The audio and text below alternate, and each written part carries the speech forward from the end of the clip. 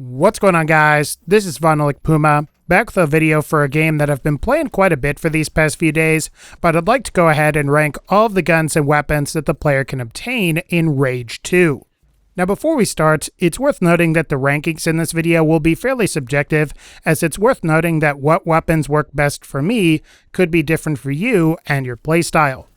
That said, a lot of the rankings here will be based on a combination of objective factors such as damage output, ease of use, and overall practicality.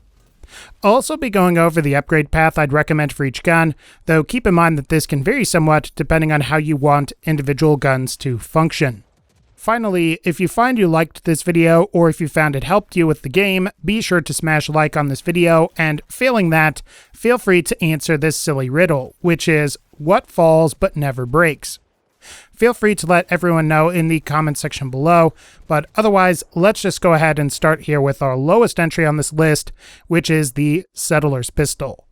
So this weapon will look familiar to those that played the very first Rage. However, for those that aren't familiar with it, this is the starting pistol from the original game, and it's obtained during the Cult of the Death God mission, where the player also obtains the original arc suit.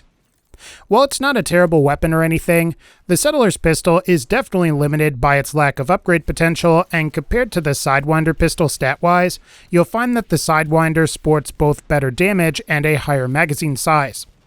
Plus, the Sidewinder has slightly faster semi-auto fire for its alt mode, and the Sidewinder is upgradable, giving it even more of an advantage over the Sidewinder Pistol. Again, the Sidewinder Pistol isn't bad as I've used it on occasion, but I think its presence in the game is more for nostalgia rather than practicality. Ultimately, I think I'll find the Sidewinder just outperforms it, and speaking of the Sidewinder, the next gun we're about to go over is the Sidewinder. Along with the Ranger Rifle, the Sidewinder Pistol is one of the two starting weapons you get at the very beginning of the game. When hip-fired, the Sidewinder will fire a 3-round burst, and provided you aim down sights, you'll be able to fire more precise single shots. Personally, I don't really ever use the 3-round burst and prefer the ADS mode since it conserves ammo, but it is worth noting that a lot of vehicles do use the burst mode, so depending on what vehicles you use, it might be a good idea to tailor your upgrades around the burst mode. Speaking of upgrades, I think the path here is pretty simple. Boosting the mag size to 20, picking up Armor Breaker for the damage boost, and then Weapon Mastery for the increased burst count makes a lot of sense. For Tier 4 though, it's a matter of whether you want Hair Trigger, which makes sense for the alt mode, or Stabilizer, which makes sense for hipfire both in and out of vehicles. Just pick one of these in Tier 4 based on what you prefer, and run with it if you plan on using this weapon.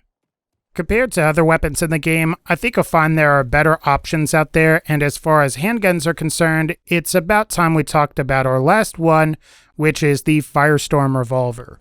Despite looking like a hand cannon, the Firestorm is actually a revolver that fires explosive darts, which you can then detonate by pressing the aim down sights button. The target is then caught on fire and will continue to take damage until the effect itself wears off or until the target dies. The overdrive mode, on the other hand, is actually more like how you might expect this weapon to work, in that it functions more like a hand cannon, where once you fire, the darts explode on impact, dealing damage in addition to potentially burning enemies that manage to survive that initial blast. Because of the overdrive mode, I tend to prefer upgrades that boost the Firestorm's spam potential, so things like speedy reload and rapid fire might be good here, as you can more quickly get overdriven shots off. At the same time, I sort of have mixed feelings about the Firestorm overall. This is because I feel like this weapon is hard to use, and even after upgrades, I always feel like I'm expending a tremendous amount of ammo to take down enemies. The overdrive is good, but it's difficult to build up overdrive with this thing since you're always waiting for enemies to succumb to the fire damage that you've dealt, and if they don't, you have to go back and then try again in order for that to occur. If you want this thing, it's located at the Dank Catacombs arc that's located in the Secreto wetlands. Here's the location on the map if you're having some trouble finding it. Moving on to our 7th entry, we have the Grav Dart Launcher. Though it's not especially effective against bosses or any other really big enemies, the Grav Dart Launcher is a very amusing weapon that the player can use to fling their opponents around the area. Hip firing allows the player to shoot gravity darts into the enemy, while pressing the aim down sight button fires another dart that centers the gravity into a specific area, sending enemies flying to that specific area. The strength of the gravitational pull is determined by the number of darts you fired at an enemy, and the stronger the pull, the faster the enemies are moving, which means the more likely the enemy dies. For upgrades, I'd recommend homing primers, the mag size upgrade, and the rapid fire and weapons mastery upgrades, as the former three are going to be good to make the weapon easier to use, while the weapons mastery allows for detonation upon impact, which makes it so that whatever gets flung around by this gun basically dies. As mentioned earlier, this thing is sort of limited in that it works best against regular-sized enemies, but I still have to say that I think it's a lot of fun to use. If you want it, it's located at the Needle's Fault arc that's located in the Wilds region. I'll showcase the map location here on screen so you can more easily find it because the game doesn't really tell you. Now this next weapon is something that you probably have if you've progressed through the game, and that's the Ranger Assault Rifle. Like the Sidewinder, the Ranger Assault Rifle is acquired at the very beginning of the game. Unlike many of the other weapons in this game, which have a unique alt-fire mode while aiming down sights, the Ranger Assault Rifle is pretty standard in that its performance is consistent during both hip fire and aiming down sights. Personally, I prefer this to the Sidewinder's dual modes, as the burst fire can be a little bit unwieldy without recoil reduction.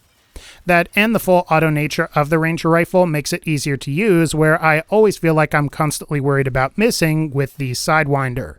Upgrade-wise, I also think the Ranger Assault Rifle also has a bit more potential than the Sidewinder, as it's capable of sporting greater base damage after the Armor Breaker upgrade. That, and you can have a magazine size of 52 after upgrades as well, which is another advantage.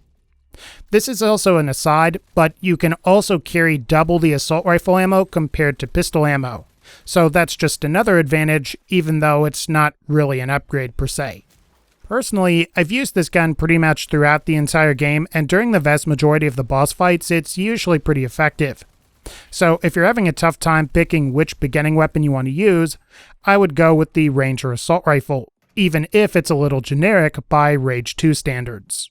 Moving on from the generic, we have the very first arc weapon that you usually obtain in this game, and that is the Combat Shotgun.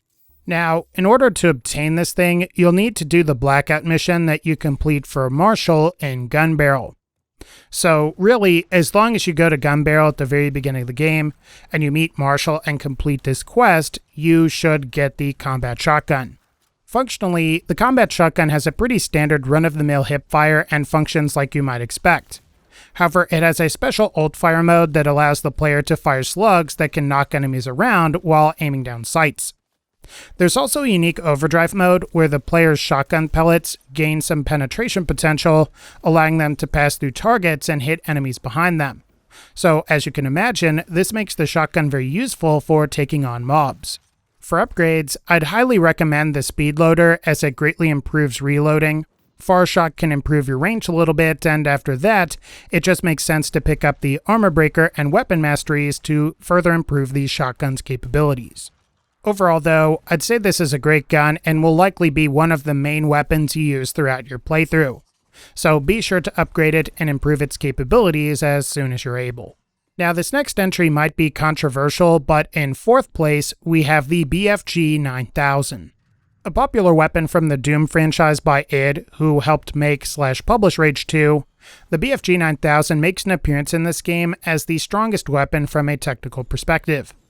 After all, it possesses the highest damage stat, and much like its Doom counterpart, it pretty much wipes out most threats in the given room, and failing that, it deals a crap ton of damage, as you might have noticed from some of the gameplay I'm showcasing here. That said, it isn't without a number of downsides. First, you'll need to have gotten the deluxe or collector's edition of the game in order to actually obtain it in-game.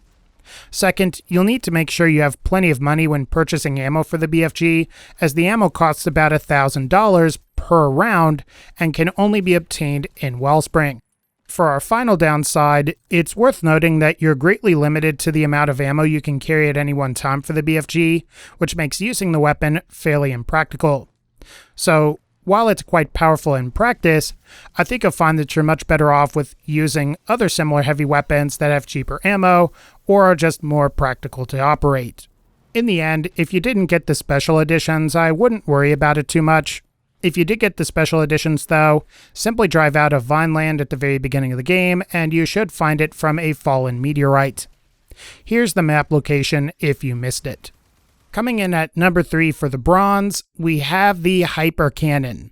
So this thing is effectively the game's sniper rifle, and functionally, its damage can be charged up provided you use the alt mode, which interestingly gives the weapon a bit of penetration potential, allowing the projectiles to pass through enemies and hit enemies behind them. Personally, I think this weapon is usually better off being something you lead off with in a fight on an unaware enemy rather than as a primary weapon for combat. The damage is really high against the right enemies, but I think it's limited somewhat against heavily armored enemies like the Shrouded, and functions better in that case as a means of stripping armor. Upgrade-wise, I'd recommend the Armor Breaker Shockwave, the cartridge capacity for improved magazine size, and charge efficiency so you can get your charged shots to charge much faster. Despite the high ranking I've given this thing, the Hyper Cannon is not really one of my favorites. That said, it's a good gun and can be useful in taking down authority sentries, so if you want it, it's acquired from the Greenhaven Arc in the wilds towards the most northern point on the map. I'll showcase the map here on screen so you can find it. Just be aware that the enemies here are really tough, so make sure you're prepared before coming here. Coming in at second place for the silver, we have the Smart Launcher. In my humble opinion, the Smart Rocket Launcher is very powerful and is very fun to use. For its standard hipfire, you shoot a single rocket like normal, however provided you aim down sight and use the alt mode, it has a lock-on feature that allows you to fire a cluster of missiles at locked-on targets. It also has a unique overdrive mode which allows the player to take advantage of firing this cluster of missiles while hip-firing, and given the slight fire rate boost you get while in overdrive, this can prove to be especially deadly. As far as upgrades go, I usually choose multi-targeting, quick lock, and then I go for the mag size boost. I don't think you'll need another multi-targeting upgrade, and you may find that speedy reload isn't really that necessary. Also, you can pick up the weapon mastery if you want, but you may find that the remote detonation is more or less useful depending on your playstyle. In practice, I found this thing tends to be a bit weaker than the weapon that takes the gold for this video. However, make no mistake that the Smart Launcher is still a very good weapon and makes short work of most enemies. If you want it, it's located at the Strongbox Arc that's located in the Torn Plains, and I'll show a picture of it on the map here so you can more easily find it. And for the gold, and at number 1, we have the Charged Pulse Cannon. Maybe it's personal preference, but I think the Charged Pulse Cannon is the best gun in the game. This mainly comes down to how its ammo is relatively common and cheap, and the weapon itself possesses a pretty high damage value, only really being surpassed by the shotgun, which has lower range, and the BFG, which has really expensive ammo. Functionally, the Charged Pulse Cannon has to be heated up through some sustained fire to maximize its damage potential. As you can see from some of the gameplay, there's a small yellow and larger red bar, and the goal here is to try and stay within the red sweet spot, using the ADS button/key to cool down the gun so you don't overheat and have to wait a few seconds before you can start firing again. Provided you overdrive, the pulse cannon will always stay within the sweet spot, which makes the weapon easier to use. As for upgrades, pretty much everything is great here, though I might recommend the rapid fire upgrade as you'll get better DPS that way. After that, I'd say it's really a matter of whether you want vent efficiency or emergency cooling, which will depend on your playstyle. If you're good at moderating the cooling, go with vent efficiency, and if you're like me and you kind of suck at that, go with emergency cooling. Again, I think this is the best weapon in the game, and if you want it, it's located at the Shrouded Vault Arc that's located in the Dune Sea. I'll show the location on the map here, which should help making this thing a bit easier to find. Alright guys, I think that's going to wrap up this particular video. This video was meant to be an experiment, and like I said for one of my videos from a few months back, I'm going to continue doing some more of these experiments in addition to some of my more regular Borderlands content. But as always, if you enjoyed this video, please be sure to leave a like, click the bell so you can be notified when I upload my next video, and as always, and again, thank you all so much for supporting this channel. Take care, and I'll see you all in the next one.